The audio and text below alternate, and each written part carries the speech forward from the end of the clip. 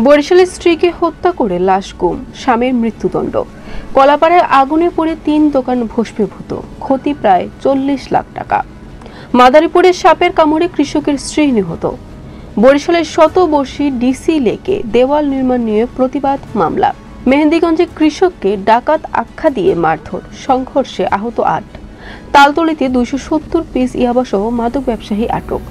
বরিশালে বিশ্ব শিক্ষক দিবস উপলক্ষে আলোচনা সভা। 13 দিনে ভারতে 145 টন ইলিশ পাঠালো বাংলাদেশ।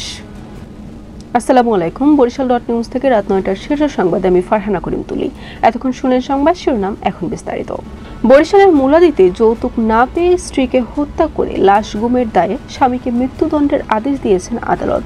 একই সঙ্গে আসামিকে 1 লাখ টাকা জরিমানা করা হয়েছে।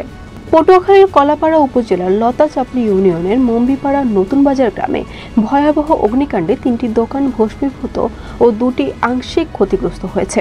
শনিবার ভোররাত 4:30টার দিকে এ ঘটনা ঘটে। মাদারীপুরের কালকিনি পৌরসভার 2 নং ওয়ার্ড দক্ষিণ ঠ্যাঙ্গামারা এলাকায় সাপের কামড়ে শিমুল ব্যাপারীর স্ত্রী মোসাম্মদ রেশমা বেগম মৃত্যুবরণ করেছেন। ঘটনাটি ঘটেছে দিবাগত রাতে। বরিশাল নগরীর ঐতিহ্যবাহী বেলস পার্ক ঘেঁষে গড়ে ওঠা শতবর্ষী ডিসি লেক দেওয়াল দিয়ে ঘেরার প্রতিবাদে ধারাবাহিক বিক্ষোভ চলছে নগরীতে। সবশেষ এ নিয়ে মামলা করা হয়েছে। এছাড়া সামাজিক যোগাযোগ মাধ্যমেও চলছে প্রতিবাদ। বরিশালের মেহেন্দিগঞ্জে জমি নিয়ে বিরোধের জেরে এক কৃষককে ডাকাত আখ্যা দিয়ে মারধরের অভিযোগ উঠেছে প্রতিপক্ষের বিরুদ্ধে। এই ঘটনাকে কেন্দ্র করে দুই পক্ষের সংঘর্ষে কমপক্ষে 8 জন আহত হয়েছেন।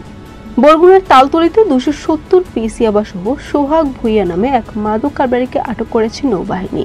শনিবার রাত 11টার দিকে উপজেলার কড়াইবাড়িয়া বাজারে অভিযান চালিয়ে তাকে আটক করা হয়। বিশ্ব শিক্ষক দিবস উপলক্ষে বরিশালে আলোচনা সভা অনুষ্ঠিত হয়েছে। রবিবার সকাল 10টায় বাংলাদেশ কলেজ শিক্ষক সমিতি বরিশাল এবং বাংলাদেশ শিক্ষক সমিতি ফেডারেশনের যৌথ উদ্যোগে এই আলোচনা সভা অনুষ্ঠিত হয়। গত 13 দিনে ভারতের পশ্চিমবঙ্গ ও ত্রিপুরায় 145 টন ইলিশ গিয়েছে বাংলাদেশ থেকে।